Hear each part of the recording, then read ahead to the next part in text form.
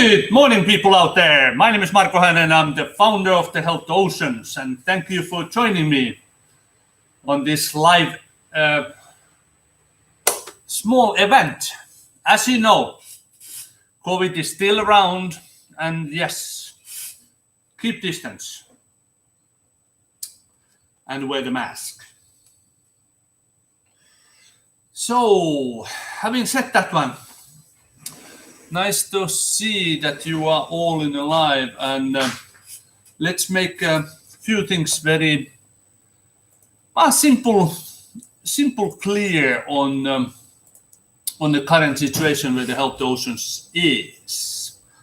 And what I always like to do, I like to make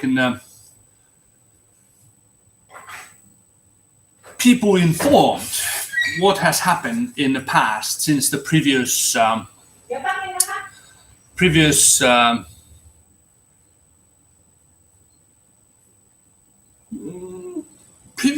broadcasting. Let's put it that way. As we all know, the internet is very large area, and there's a lot of good places. There is a lot of bad places, and there is places where it's really, really difficult to find the locations, as they have so many staff who basically put their own opinion, which is represent the whole concern, which is, in this case, I'm talking about the LinkedIn. LinkedIn is one of the professional web pages in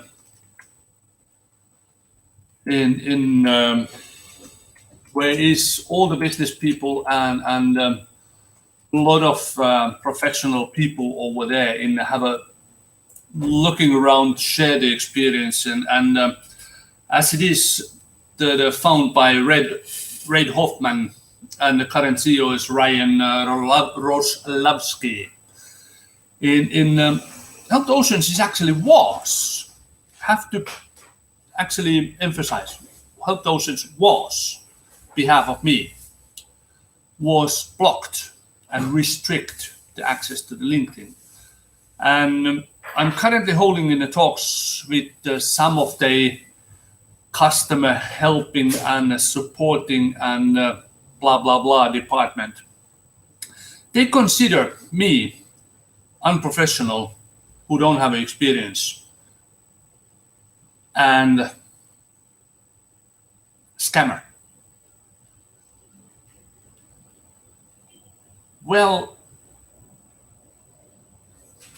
I sent them actually an email in this morning and asking them how they can basically, in what base they actually consider me non-professional, with the 34 years at sea, working at sea, where they can find my sailing records from Finnish Maritime Environment Organization. And of course, in my 2 radio talk shows in the Finnish radio stations, or local radio stations, they consider that one as non-professional when we talk about the maritime pollution, which is really odd. That's what the LinkedIn is. There is a new people, obviously, every day, and a very, very large environment. And I put the whole thing in. You can find it on the Help the Oceans. Ocean Need Your Help in the Twitter. You can find it as well over there. But thank you for the people over there on the support center. They are actually open the live again, and then they give me those restrictions. They actually categorize serious, offensive in be trustworthy. Be trustworthy as the Help the Oceans. All our information is based on the scientific research. Those scientific people who work on the labs and who do the study on the ocean, they basically whole their life. So how the LinkedIn actually can consider that one as a not trustworthy, which is really odd actually. But that's how they are, and that's how they LinkedIn work. But like I said it already, thank you for the customer supporting and department on the LinkedIn. They opening up, and yes, we are back in the LinkedIn as well. So let's go back to the few things in when it comes to the maritime ocean plastic pollution. What is the issue? Do you know why it is important? And final, what can be done? What is the issue? Pollution. A simple thing. Question has 4 words, and answer is just one word. Pollution. Pollution, as we human population, we consider something is somewhere which is where that item is not belong, and that item should be placed somewhere else. That's called pollution. Why it is important? Well, that's actually a really large question. Why is the plastic pollution so important for the human population on the oceans? We can actually start it with simple things. Most of the human population, we eat something what come from the oceans. Not all of us. That's so true. In one really nice female comment what I get it on several different people in the LinkedIn, professional LinkedIn people who are in the filming business. They give a good feedback. They give a good thumbs up. Thumbs up. And yes, hopefully they share as well. So we do eat in something what comes out from the sea, which basically made it in the sea, grown in the sea, ended up in our food table. Fish, squid, maritime things. So all the plastic pollution basically, it is really, really important part because once you eat whatever you eat, let's put it this case in just a fish or squid. You eat those ones. In the squid, probably microplastics. And yes, there is always somebody. Why talk about microplastic? We can't even see it. Yes, we as humans, we can't see the microplastic in our own eyes. That's why there are those scientific people, laboratory people. They can see it, microscope. They looked at it. They make stories about it. But unfortunately, those stories never ended up in the news because it's so small. And if I remember right, I have to go back in a couple of days. I saw the one TV program on the History Channel, which is talk about the microplastics. And there was if I'm sure, was it Belgium laboratory person who talks about how much actually human stomach currently can contain the microplastics. That's a big numbers. That is the big numbers what he talks about it over there. And we eat it in seafood, we eat in and yes, it's ended up from here to here. And it stays over there. It's never gonna go away.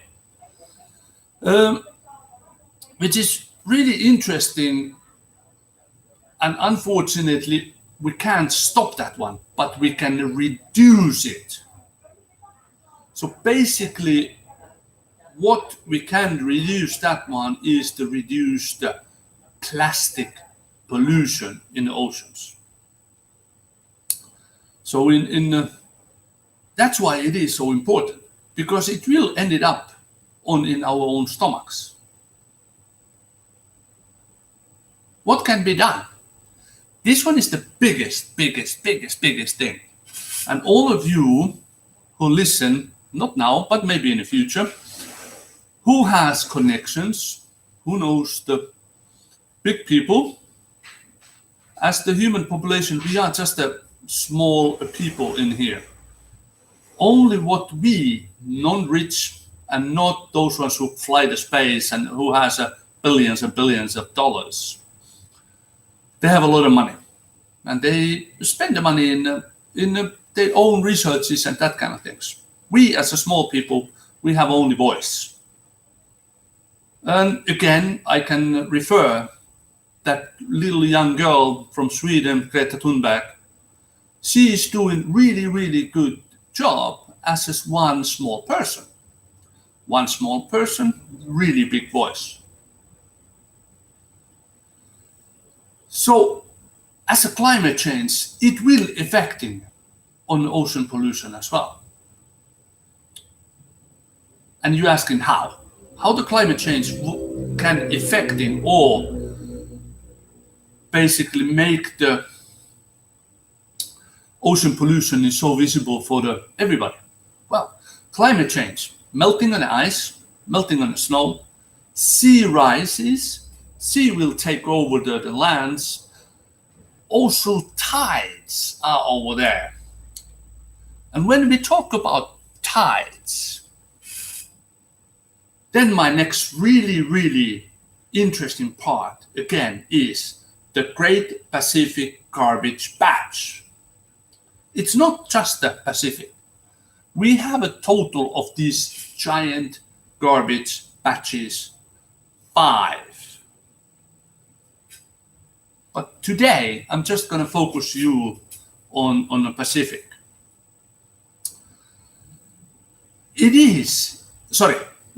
I cannot say it is because I haven't seen that one in my own eyes. I actually was referring in one of my Twitter and one of my postings. I was referring for the NASA. Those guys up there, they are filming anything.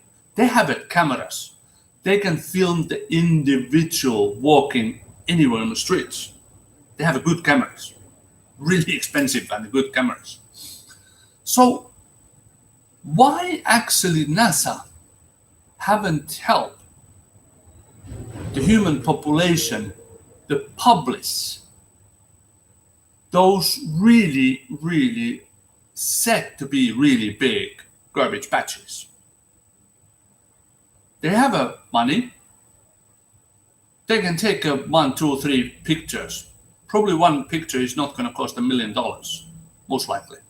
That one I don't know. It's just my funny way to put it. It cannot be that expensive. But yes, if you calculate where the spaceship is and how much it costs to the running around it, then take a picture on that one. But they take pictures in many things. They're helping in the world regarding the earthquakes. They're helping in people to see the damage of the tsunami. They're helping so many things. They're helping on anything, basically, disaster things happening. So NASA basically, would you like to help the ocean? NASA like to help the ocean. That sounds really funny, but good. Please provide us the pictures of the that big one, Pacific Garbage Patch. Is it really big? Or is it real?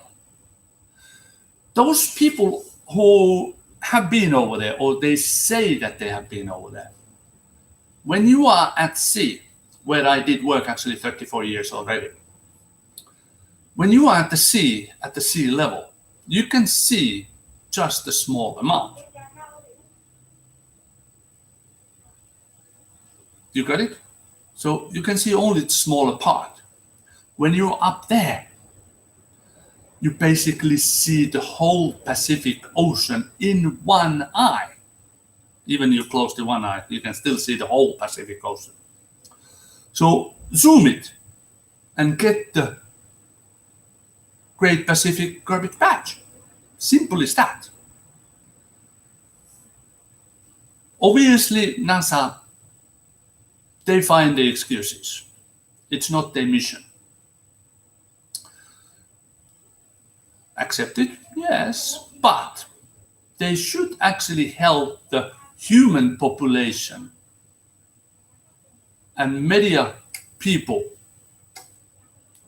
that they actually would show how big it is it real, and where does it in that particular time when they are filming. Simple, really simple, really different. But I would say that it is something in which is should be considered. The NASA, as you guys rotating in Earth, you can see the Pacific Ocean in several times in our daytime. I don't even remember how often you actually rotate it, but you actually go really fast. So it is actually, as we all know, and try to keep it this one in, let's keep it in just a few more minutes after this one. Those scientific people, they said that by 2050, we are now in the 2021, or in the, when you use in the Thai calendar, I use it, we have 2564 is our year now. Ocean will be having more plastic than a fish if we are not doing something. So people out there, share the story. Spread the news. And if you like to know what is really happening over there, in the below in here on the description, there is a links for the donation if you feel like. Because Help the Ocean, of course, we are looking for the donations to get out there. And once we get it out there, I can go and pick it up to the garbage from this Great Pacific Garbage Patch and show it to you. And with the drone, of course, I can't go so far away, just about 1 kilometer high, and then try to take pictures of that one. And if I'm going to get the drones, hopefully, but that is something out of our reach. Those drones, which are basically underwater drones. Then we can go down deep, find the bottom of the ocean in the areas where we can find it, or where our drone can basically reach it. And then have a look how much plastic there is, because there is. So, having said that one, I would like to have your opinion. As many people looked at it in the videos and what I've been saying and what I will be saying in the future, I would like to have your participation. Tell me, what is the perfect time, perfect day to start our weekly broadcasting channel? Because without your help, it is very difficult to find the whole world, as we are living all in one big ball. So please help us. Tell me what is on your side the good time, and I try to combine after all your help and all the information what you give it to me, I try to find the correct time and the day for the weekly broadcasting session for the Help the Oceans. And having said that one, I don't have actually clip what we're going to talk about it in the next things over there. But I would like to take on the back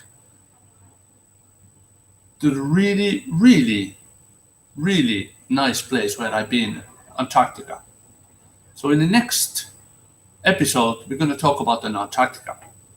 So, having said that one, my name is Marko Häinen, I'm the founder of the Help the Oceans, and I wish you happy remaining week, and I hope to see. Oh yeah, sorry, one more thing. Thank you out there. Now we got again one new subscriber this week. Now we have 29, and I'm really happy. Every person, one small step is a one small step closer. Thank you very much, and I hope that we will reach more, and by continuous talking, yes, we will reach more eventually. Thank you for that one, and I wish you happy day and good night wherever you are.